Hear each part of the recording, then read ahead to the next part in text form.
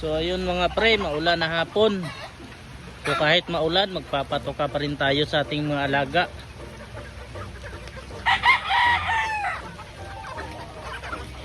Maulan, wet feeding.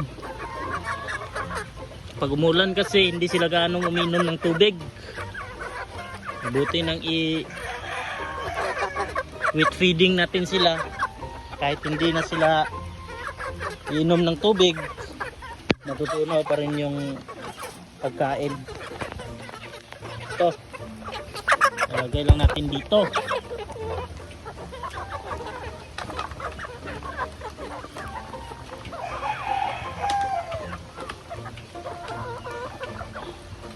Ubusin nyo kasi mahal ang patoka.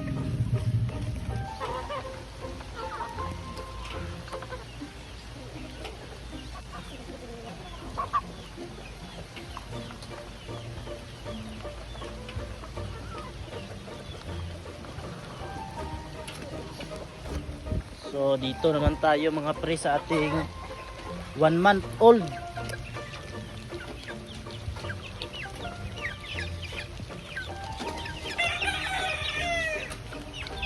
Ito sila mga pre. Elsens Black.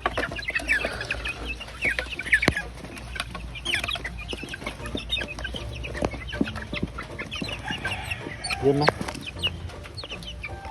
Napaka healthy. Tatakaw sa patoka.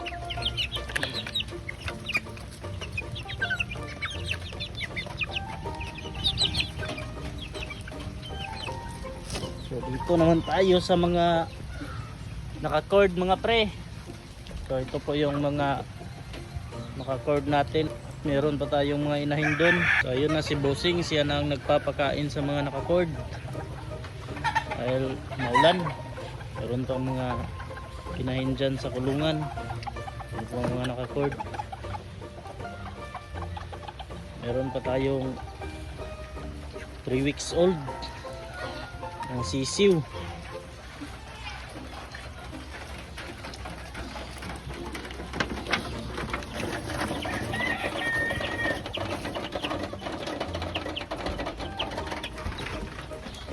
So dito na lang muna sa ngayon mga pre, dahil malakas ng ulan.